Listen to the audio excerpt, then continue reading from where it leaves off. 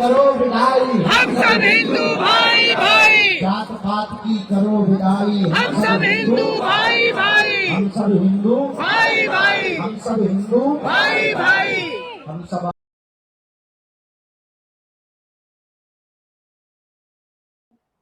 नमस्कार, मैं हूं ब्रजेंद्र मिश्रा। आप देख रहे हैं न्यूज ट्रैप ऑनलाइन।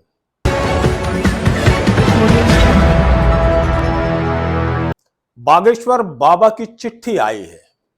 आज हम आपको बताएंगे कि बागेश्वर महाराज ने चिट्ठी में क्या लिखा है। गजब की चिट्ठी है बाबा की। वो चिट्ठी हमारे पास है, हम विस्तार से बताएंगे। लेकिन उसके पहले आइए चलते हैं बाबा की पदयात्रा पर।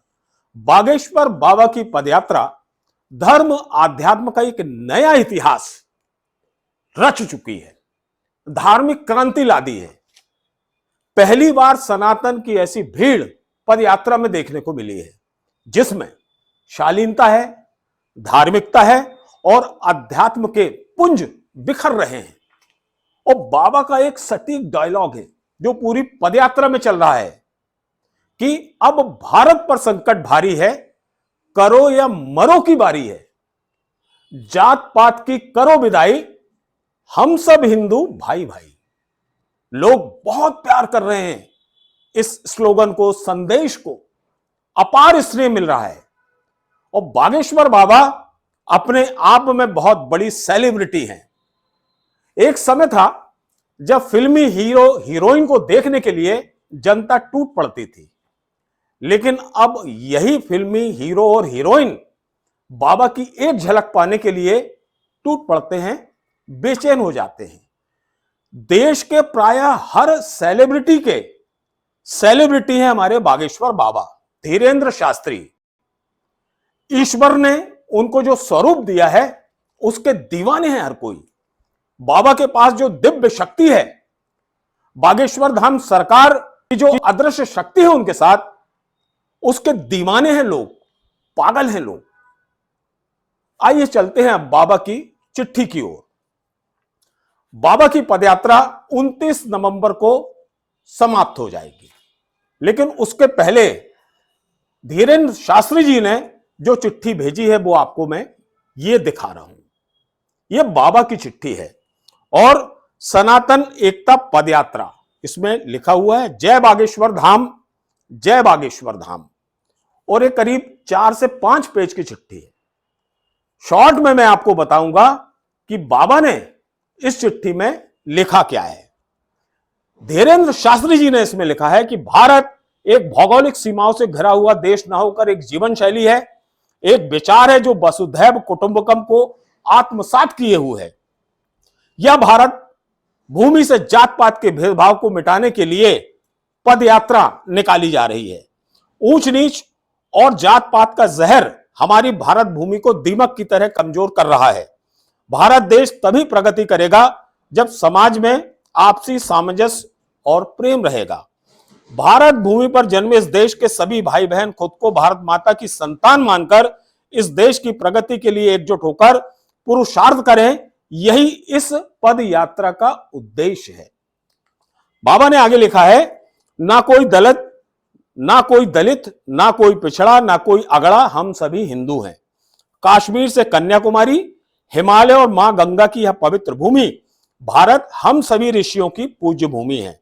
यह धरती हमारी माता है। इस संपूर्ण भूमंडल पर रहने वाली भारत माता की संतानें अपने सनातन संस्कृति और प्राचीन परंपराओं पर गौरव करें, अपने महापुरुषों का सम्मान करें, अपनी भाषाओं, बोलियों, रीति रिवाजों और अपने शास्त्रों, संतों, ऋषियों का वंदन करें। तभी हम इस प्राचीन महान राष्ट्र को पुनः विश्व गुरु बना सकते हैं। बाबा आगे लिखते हैं, सभी हिंदू एक दूसरे के प्रति ईर्ष्या, द्वेष, भेदभाव और ऊंच नीच का भाव मिटाकर प्रेम, एकता, सद्भाव, समानता का भाव जगाएं। अपनी प्राचीन संस्कृति का अनुसरण करते हुए हिंदू एकता के बल पर अपने बच्चों का पालन पोषण करें। यह सिखाएं कि हम सब हिंदू एक हैं, यह धरती हमारी माता है, राम हमारे आराध्य हैं। इस सनातन एकता पदयात्रा में हिंदू समाज के लगभग 39 वर्ग, 53 धार्मिक, व्यावसायिक, सामाजिक संगठन एवं पूरे भारतवर्ष के साधु समाज की सहभागिता रहेगी और है। इस 9 दिवसीय हिंदू एकता पदयात्रा में 8 रात्रि विश्राम पड़ाव हो रहे हैं और लगभग 160 किलोमीटर की यह पदयात्रा है। ये बाबा ने चिट्ठी के पहले पृष्ठ में लिखा है। अब ये दूसरा पृष्ठ देखिए, इसमें लिखा है यात्रा का विचार क्यों आया। बाबा ने इसको डिस्क्राइब किया है। धीरेन्द्र शास्त्री जी लिखते हैं, भारत की वर्तमान परिस्थितियों को यदि देखें तो हिंदुओं के जात पात, ऊंच नीच, अगड़े पिछड़े में बटे होने के कारण जगह जगह हिंदुओं पर अत्याचार हुआ है। जातिवाद की भयंकर मानसिकता के कारण सनातन के शास्त्र श्री रामचरितमानस का जलाना, हिंदू बेटियों पर अत्याचार, कोलकाता की बेटी की लज्जा भंग कर निर्दयतापूर्ण हत्या करना, पालघर के संतों को बर्बरता पूर्वक मारना, बांग्लादेश में हिंदुओं के साथ बर्बरता का होना और व्यापार से वंचित करना, उनकी बहु बेटियों की इज्जत के संग खिलवाड़ करना एक दोषित मानसिकता का कारण है। इन सबको दृष्टिकोण रखते हुए देश के तमाम हिंदुओं के साथ ऐसी घटना जीवन में ना हो, इसके लिए हिंदुओं को एकजुट किया जा रहा है। क्योंकि ये सभी जानते हैं कि अगर भारत में हिंदुओं पर अत्याचार हुआ तो यहां का हिंदू कहां जाएगा। कोई दूसरा देश भारत के हिंदुओं को शरण नहीं देगा, यह पूरा हिंदुस्तान जानता है। वर्तमान समय की परिस्थितियों को देखकर बड़ा दुख होता है कि सूरीनाम, म्यांमार, नेपाल, फिजी और अन्य देशों में रहने वाले अप्रवासी हिंदुओं के ऊपर अत्याचार होने पर उनके पास भारत आने का विकल्प रहता है, किंतु भारत के हिंदुओं और बर्बरता होने पर उन्हें किसी भी देश में शरण प्राप्त नहीं हो सकेगी।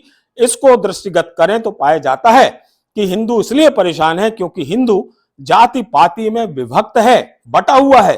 भारत में हिंदू नहीं रहता बल्कि जातियों में बटा हुआ समाज रहता है। बहुत पते की बात लिखी बाबा ने। हिंदुओं को इस ऊंच नीच जात पात से ऊपर उठना पड़ेगा। पूज्य गुरुदेव जी का इस आदेश को सभी को पालन करना है, ये बागेश्वर बाबा अपने इस पत्र में लिखते हैं। पत्र का जो अगला पृष्ठ है उसमें उन्होंने कहा है, डिटेल बताया है कि जो हम पदयात्रा निकाल रहे हैं उसका रूट चार्ट क्या है, मैप क्या है और कहां कहां रुकेगी, कहां कहां विश्राम स्थल हैं, ये तमाम चीजें उन्होंने अपने इस चिट्ठी में बताई है। इसके अलावा जो उन्होंने आखिरी में सनातन एकता पद यात्रा के संदर्भ में कुछ स्लोगन दिए हैं और हिंदुओं से मांग की है कि उनके इस स्लोगन को अपने जीवन में शिरोधार्य करें और दूसरों को भी प्रेरित करें। कुछ पॉइंट्स में बाबा के पढ़ के आपको सुनाता हूं। बागेश्वर सरकार ने ठाना है भारत को भव्य बनाना है, भेदभाव और छुआछूत को देखो अब जड़ से मिटाना है, सोए हुए हिंदू जगाना है, जात पात को मिटाना है, समाज जगाओ भेदभाव मिटाओ यात्रा। हम सोए भारतीयों को जगाएंगे, हम भारत भव्य बनाएंगे, भेदभाव जात पात मिटाओ, भारत को विश्व गुरु बनवाओ, जात पात से तोड़ो नाता, सबके दिल में हो भारत माता, सोया समाज जगाएंगे, हम भारत भव्य बनाएंगे, जात पात भेदभाव मिटाएंगे, हम भारत भव्य बनाएंगे। हिंदू हिंदी और हिंदुस्तान सब मिल करें देश का ध्यान, छुआछूत न अब रहने देंगे, मिलकर सब फिर शुरू करेंगे, सब हिंदू हैं सबका हिंदुस्तान, भेदभाव बिन बढ़ती सबकी शान, इस धरती से अपना नाता हम सबकी है भारत माता, ऊंच नीच से तोड़ो नाता, हर हिंदू की भारत माता। इस तरह की उन्होंने बहुत प्रभावशाली और दिल को छू लेने वाली लाइनें लिखी हैं।